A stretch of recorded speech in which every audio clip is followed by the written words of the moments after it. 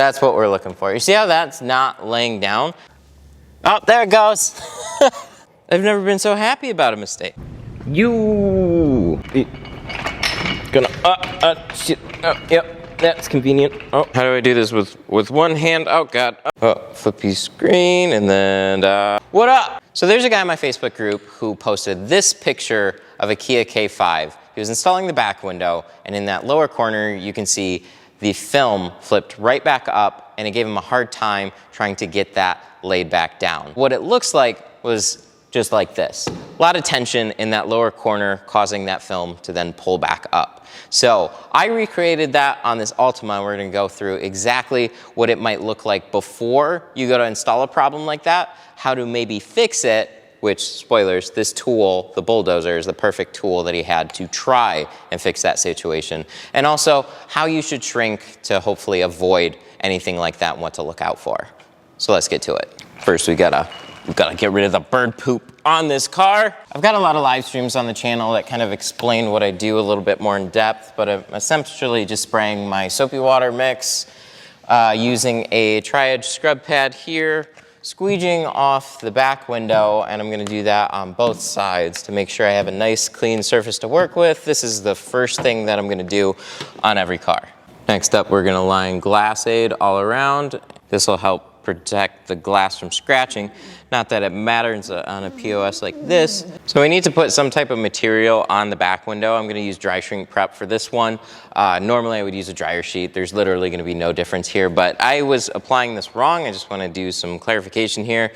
Couple sprays on the bag. Basically just been putting a line straight down the middle, and then I'll take it and then go back and forth. So I get a nice even layer. The point is that you're putting a nice thin layer on the back window. Honestly, that was probably a little bit too much water in there. Whatever, it looks great on this side, so we'll just let that dry. An important thing is always having this prepped correctly and also rough cutting it, which I'm gonna assume was done right. I don't exactly know where things fell apart. That's why it's always kind of hard to guesstimate. But you can definitely see in the video that there's extra tension down in that lower corner here. So that's what we're gonna try and do here. We're gonna do things the right way, because it's honestly at this point harder for me to mess something up than it is to get it right. I'm not saying that to brag. When I watch somebody do it, I'm already kind of programmed myself at this point to watch out for mistakes and correct ahead of time. So on this one, like a lot of my other previous shrinking videos, we're gonna keep the heat gun at a 45-degree angle, and we're just gonna watch the film slowly lay down on the glass. And you know exactly what you're looking for as it starts to go sideways. If the film is still going straight up and down, then it's not shrunk enough. So I can smooth everything out up until where those waves essentially disappear and turn back into just vertical lines here. Because if I go any farther than that, the film's gonna just crease on itself. But this isn't gonna be a creasing video.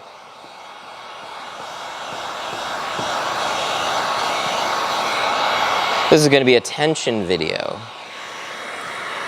With some light fingers on the bottom, I don't know. Something like that. So I'm just waiting for things to smooth out, and boom. That's what it should look like.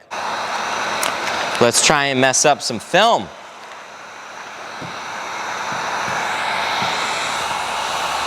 So we're gonna mostly get this down. We're gonna point everything up and down, and then I'm gonna try and make a mistake here. So it's just, because it was mostly towards the bottom.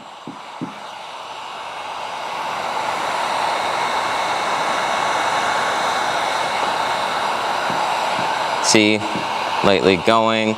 See how some of these lines are starting to really harshly pull this way? That can be the beginning of a problem, and how this is. So what we're gonna do is we're just gonna kind of ignore it, and we're just gonna keep shrinking, and then I'm gonna keep trying to press some film down.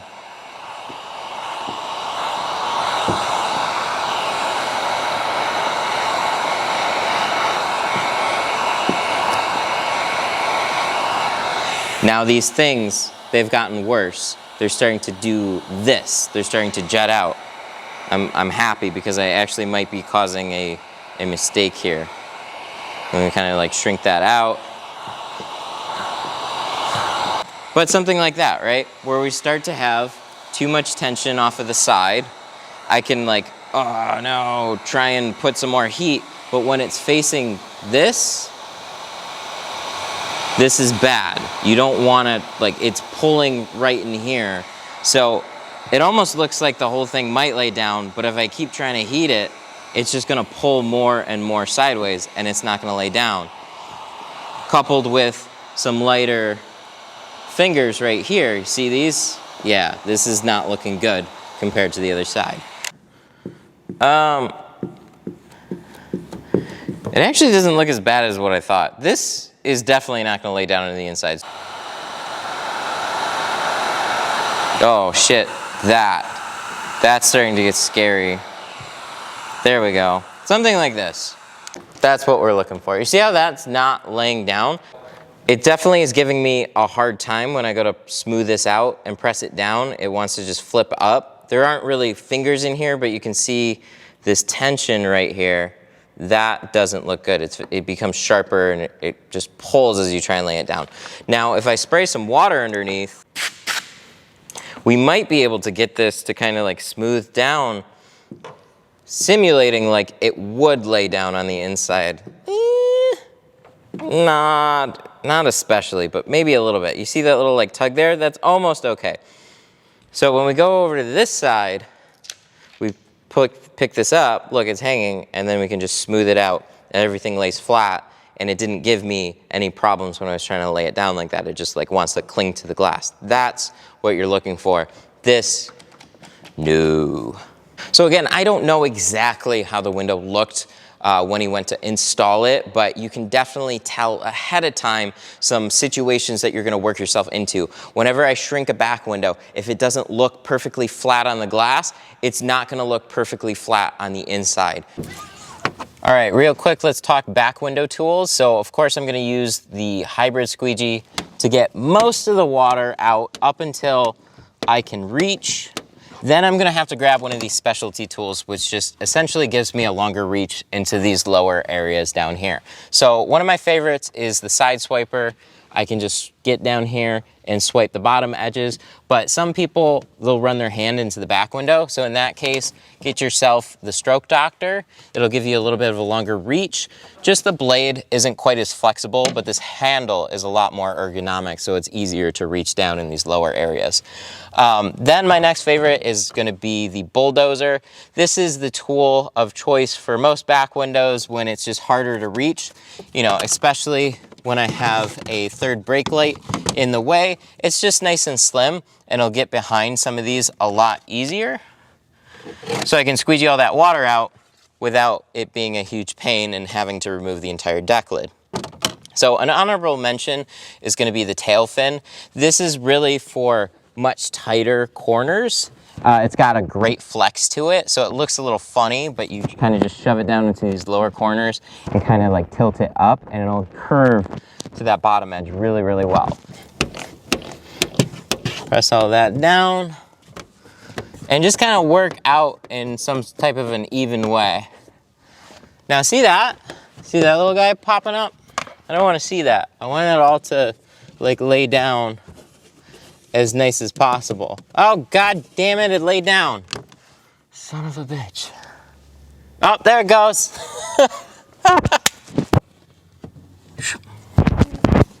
Boom, pop back up. I did it. So I'm gonna try and take this big flat spatula squeegee here, and if I'm gonna try and get this to lay down, look at that, look at all that tension there.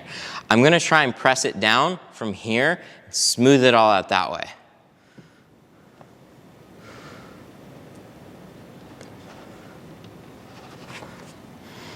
That's pretty good. Now, depending on how much heat and tacky your glue is, this might pop back off again. I'm not sure. I'm gonna have to kind of sit here for a minute. So to give me the best chance of fixing that, I'm gonna take a heat gun and I'm gonna warm up this area right here.